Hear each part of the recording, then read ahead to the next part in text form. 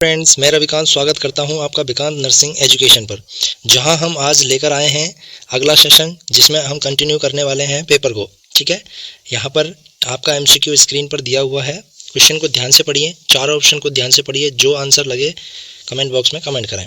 ठीक है, तो वीडियो को शुरू करते हैं। चलिए, क्वेश्चन को ध्यान से पढ़ के जवाब दीजिए। A public health nurse visit a new postmortem client. Notice that the client has 2 children under 4 years of age. She noticed that younger one play near the sink. Instruction to be given to the client are. यहाँ पर question क्या कह रहा है? यहाँ आपका question कह रहा है कि पब्लिक हेल्थ नर्स ने एक विजिट की और उसने देखा कि जो क्लाइंट है उसका एक 4 साल का बच्चा है। She noticed the younger one playing near the sink. और छोटा बच्चा उसका सिंक के पास में खेल रहा है। तो इंस्ट्रक्शन ऐसा आप क्या दोगे उस क्लाइंट को? ठीक है, पहला है cover the infants hand with gloves. Gloves के साथ बच्चे के हैंड्स को कवर करोगे. Make sure all liquid cleaners are labelled. आपको श्योर करना है कि और जो लिक्विड क्लीनर्स हैं उन पर लेबल लगा हुआ है. Titan all cap top on the bottles. जो बोटल्स की जो कैप है उनको आप टाइट करोगे. Remove all liquid cleaners that could B instantly hourly. और ऐसे जितने भी वहाँ पर लिक्विड्स हैं जो जिनको बच्चा ऑरली इंजेस्ट कर सकता है उनको वहाँ से रिमूव कर देंगे. तो आप क्या करोगे? फटाफट सभी जवाब दें. राइट आंसर क्या होगा इस क्वेश्चन का? 4 साल का बच्चा है, सिंक के पास में खेल रहा है. आपको क्लाइंट को क्या इंस्ट्रक्शन यहाँ पर देना है? तो इस क्वेश्चन का जो राइट आंसर होने वाला है वो होगा option D. Option D is the right answer यहाँ पर होने वाला है. Remove all liquid cleaner that could be orally ingested. अपन क्या करेंगे, बच्चे के नियर बाई या बच्चे जहाँ तक पहुँच सकता है वहाँ तक हम ऑल लिक्विड क्लीनर्स को क्या करेंगे, वहाँ से रिमूव कर देंगे ताकि बच्चा उनको ओरली इंजेस्ट ना कर पाए. ठीक है, आई होप कि आपको सबको ये क्वेश्चन समझ आया हो. चलिए नेक्स्ट क्वेश्चन की तरफ चलते हैं. अगला क्वेश्चन आपकी स्क्रीन पर. क्वेश्चन को ध्यान से पढ़ें, 4 ऑप्शंस को पढ़ें, जवाब दें. सभी अपना जवाब जरूर दें. चलिए, the disinfecting action on chlorine is mainly due to. यहाँ पर पूछा है disinfecting action of chlorine is mainly due to. किसकी वजह से क्लोरीन का डिसफंक्शन एक्शन जो होता है? फटाक से जवाब दें. Hypochloric acid, hyperchloride, hypochloride salt and hyperchloride ion. क्या जवाब यहाँ पर रहने वाला है? सभी अपना आंसर कमेंट करें. Disinfecting action of chlorine is mainly due to. तो इस क्वेश्चन का जो आंसर है वो होने वाला है यहाँ पर हाइपोक्लोराइड एसिड. क्या होने वाला है? हाइपोक्लोरिक एसिड यहाँ पर बिल्कुल करेक्ट आंसर रहने वाला है. Option B, C and D is the uncorrect answer यहाँ पर रहेंगे. तो करेक्ट आंसर कौन सा रहेगा? Series of cards teaching method which consist of series of a cards. ऐसा टीचिंग मेथड जिसमें सीरीज ऑफ कार्ड्स को क्या किया गया है, इंक्लूड किया गया है. What is the correct answer? Funnel graph, flash cards, booklets, none of these. क्या आंसर होने वाला है इस क्वेश्चन का? सभी बताएं. चलिए, इस क्वेश्चन का जो जवाब रहेगा वो रहेगा यहाँ पर फ्लैश कार्ड्स. क्या रहेगा? Flash card is the correct answer. Flash cards में कुछ कार्ड सीरीज ऑफ कार्ड्स होते हैं जो टीचिंग मेथड के लिए यूज किए जाते हैं. चलिए नेक्स्ट क्वेश्चन. क्वेश्चन को ध्यान से पढ़ें. यहाँ क्वेश्चन कह रहा है the best way of learning. Learning का बेस्ट वे क्या है? The best way of learning.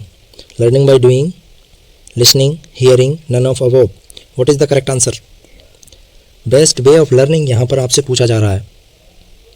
क्या आंसर होने वाला है यहाँ पर? तो इस क्वेश्चन का जो आंसर रहेगा वो रहेगा आंसर ए, यानी option number A is the correct answer. Learning by doing. जो आप डूइंग के द्वारा लर्निंग सीखते हो, कुछ काम करके जो आप लर्निंग सीखते हो, दैट इज एक्सपीरियंस. वही चीज़ को आप एक्सपीरियंस कर रहे हो, प्रैक्टिकली करके देख रहे हो, तो उससे आप बेहतर समझते हो. लिसनिंग, हियरिंग और नन ऑफ अबव यहाँ कोई आंसर नहीं रहेगा. तो option C is the correct answer. Option A जो है यहाँ पर करेक्ट आंसर रहने वाला है. चलिए नेक्स्ट क्वेश्चन की तरफ. नेक्स्ट क्वेश्चन को पढ़िए. Type of food advise to client with low purine rich food. यहाँ पर जो क्वेश्चन कह रहा है आपसे, टाइप ऑफ फूड पूछा है जो क्लाइंट को एडवाइज करना है with low purine rich diet. तो ऐसा कौन सा यहाँ पर फूड कंटेंट है जो कि लो प्यूरिन रिच फूड यहाँ पर है? Option A, banana and dry fruits, milk, ice and yogurt, wine, cheese, preserved food, meat and vegetables, anchovies sardines, kidney, sweet breads and lentils. यहाँ पर क्या आपका आंसर होने वाला है? प्यूरिन रिच फूड यहाँ पर पूछा है, सभी अपना आंसर जरूर कमेंट करें। जैसा कि आपको पता है जो प्यूरिन जो प्रोटीन होती है, प्यूरिन प्रोटीन जो होती है वो किस में होती है? मसल प्रोटीन में अच्छी खासी क्या होती है? प्यूरिन क्या होती है? प्यूरिन प्रोटीन होती है, ठीक है। तो मसल्स जो है यहाँ पर बोल सकता हूँ मैं मीट में अच्छी खासी प्रेजेंट होती है। किस में? मीट में। आप देख लीजिए यहाँ पे मिल्क में क्या होता है? प्रोटीन होता है, और प्रोटीन का ही क्या है ये? प्यूरिन क्या है? सब्सटेंस है, ठीक है। तो आप देख लीजिए जिसमें मिल्क है और मीट है उसको छोड़ के यहाँ पर जो भी आंसर रहेगा वो ही इसका करेक्ट आंसर रहने वाला है। ऑप्शन नंबर 4 को देखते हैं तो इसमें किडनी, लेंटिस और एंचोप्स एंड सार्डिन्स, ये क्या है? प्यूरिन का अच्छा सोर्स है, इसलिए इस क्वेश्चन का ऑप्शन डी तो बिल्कुल नहीं रहने वाला है। दूसरी बात करें option C, wine, cheese, preserve food, meat and vegetables. Meat, preserve food, wine, cheese भी क्या है? प्यूरिन का एक अच्छा खासा सोर्स है, ठीक है। साथ में बात करें मिल्क और योगर्ट, ये भी प्यूरिन का क्या है? अच्छा सोर्स है, इसलिए यहाँ पर option A is the correct answer रहने वाला है। बनाना एंड ड्राई फ्रूट्स जो है वो लो प्यूरिन रिच फूड्स यहाँ पर रहने वाले हैं। Option A is the correct answer. Next question की तरफ चलते हैं, क्वेश्चन को पढ़ के जवाब दें। Which of the following is not considered as a nutrients. यहाँ पर इनमें से not considered as a nutrient, ऐसा कौन सा न्यूट्रिएंट है न्यूट्रिएंट्स में कंसिडर्ड नहीं किया गया है? जो यहाँ पर लिस्ट दी हुई है इनमें से ऐसा कौन सा सब्सटेंस है जो कि न्यूट्रिएंट्स नहीं है, ठीक है। जैसा कि आपको बता दूं विटामिन जो है वो न्यूट्रिएंट्स है, मिनरल्स भी यहाँ पर न्यूट्रिएंट्स हैं, फैट भी यहाँ पर न्यूट्रिएंट्स हैं। तो option C is the correct answer अपना रहने वाला है। जो फाइबर्स हैं वो न्यूट्रिएंट्स नहीं हैं, क्योंकि ये क्या है? डाइजेस्ट नहीं होते हैं। नॉट डाइजेस्ट क्या नहीं होते? यहाँ पर ये डाइजेस्ट नहीं होते, इसलिए option C is the correct answer. Fibre जो होता है वो किसी तरह का कोई भी न्यूट्रिएंट्स नहीं होता, ठीक है। नेक्स्ट क्वेश्चन पर चलते हैं, चलिए क्वेश्चन को पढ़ के जवाब दें। Next question, supplemental medication most frequently ordered in congestion with furosemide. ऐसी कौन सी सप्लीमेंट्री मेडिकेशन है जो मोस्ट फ्रिक्वेंटली दी जाती है फ्यूरोसेमाइड के साथ में, ठीक है। तो जैसा कि मैं आपको बता देता हूँ फ्यूरोसेमाइड जो है वो क्या है? डायरेटिक है। क्या है? डायरेटिक है। तो फ्यूरोसेमाइड जब आप देते हो तो फ्यूरोसेमाइड क्या करेगी? यहाँ पर सोडियम को क्या करेगी? एक्सक्रीट आउट करेगी। साथ में जो है यहाँ पर यहाँ पर जो है potassium is the right answer रहने वाला है, क्योंकि पोटेशियम को जो है फ्यूरोसेमाइड के साथ में देते हैं, ठीक है। नेक्स्ट क्वेश्चन के साथ चलते हैं, चलिए ये रहा नेक्स्ट क्वेश्चन। क्वेश्चन को ध्यान से पढ़ें। A middle age client report to A&E department with complaints of chest pain. यहाँ पर किसकी कंप्लेंट कर रहा है? क्लाइंट जो है वो चेस्ट पेन की कंप्लेंट यहाँ पर कर रहा है, साथ में स्टोमक पेन भी यहाँ साथ में कंप्लेंट उसकी कर रहा है, ठीक है। Chest pain and stomach pain की कंप्लेंट कर रहा है। एंड पासिंग ब्लैक स्टूल, और साथ में ही क्या कर रहा है? ब्लैक स्टूल को पास कर रहा है। दैट इज़ ब्लैक स्टूल को क्या बोलते हैं? मलीना यहाँ पर बोला जाता है।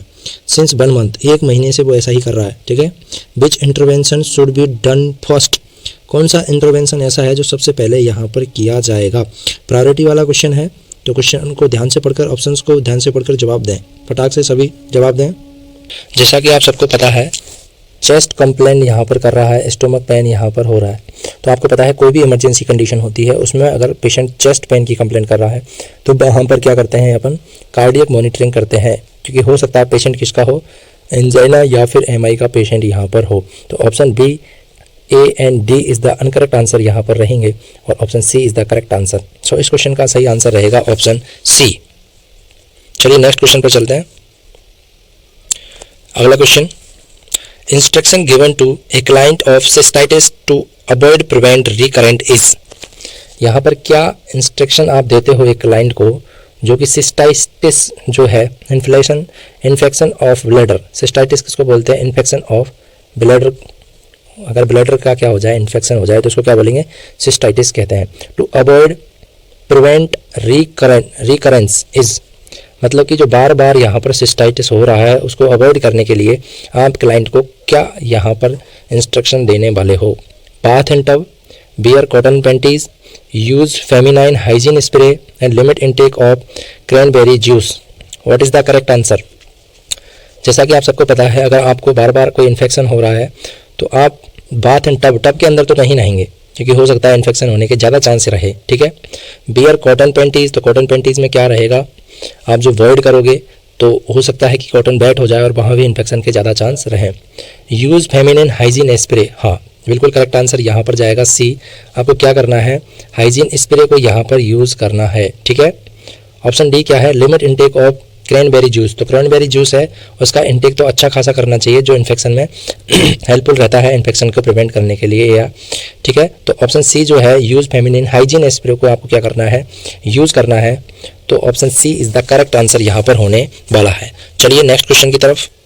नेक्स्ट क्वेश्चन ये रहा स्क्रीन पर। क्वेश्चन कह रहा है method use to give IV phenytoin is, यहाँ पर IV फेनेटोइन को देने के लिए कौन सा मेथड यूज़ किया जाएगा, ठीक है।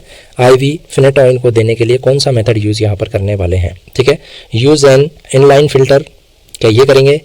ऑप्शन बी है withhold other anticonvulsant, mix the drug with saline solution only, flush the IV catheter with dextrose solution.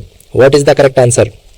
सभी अपना क्वेश्चन ध्यान से पढ़ें, 4 ऑप्शंस को पढ़ें और जो सही जवाब लगे वो जवाब दें।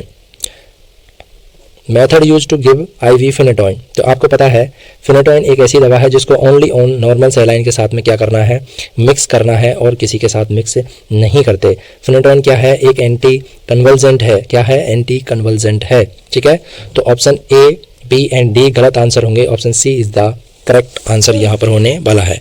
चलिए नेक्स्ट क्वेश्चन की तरफ चलते हैं। नेक्स्ट क्वेश्चन ये रहा स्क्रीन पर। Dyspnoea, cough, expectorations, weakness and edema are classical sign and symptoms of which of the following condition। यहाँ पर पूछ रहा है dyspnoea, cough, expectoration, weakness and edema is the classification a classical sign and symptoms of which of the following condition। किस condition के classical sign है dyspnoea, cough, एक्सपेक्टोरेंस and weakness और oedema.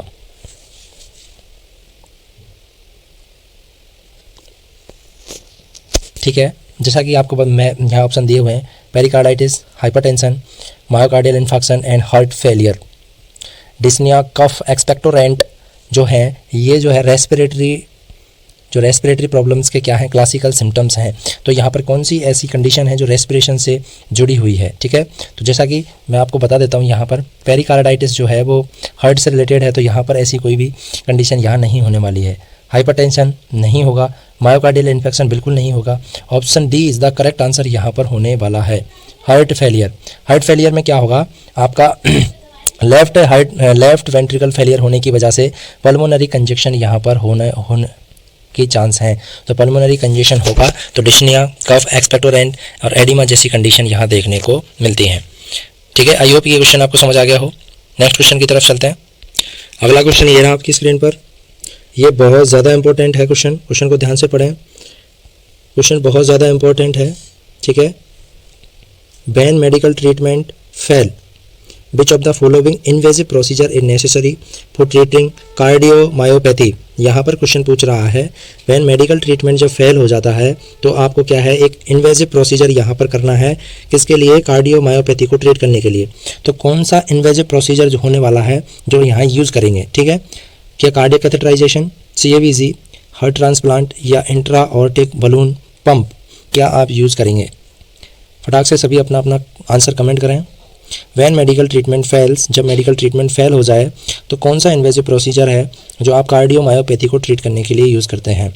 तो इस क्वेश्चन का जो करेक्ट आंसर रहेगा CAVG रहने वाला है, कोरोनरी आर्टरी बाईपास ग्राफ्टिंग। तो कोरोनरी आर्टरी बाईपास ग्राफ्टिंग जो है यहाँ पर करते हैं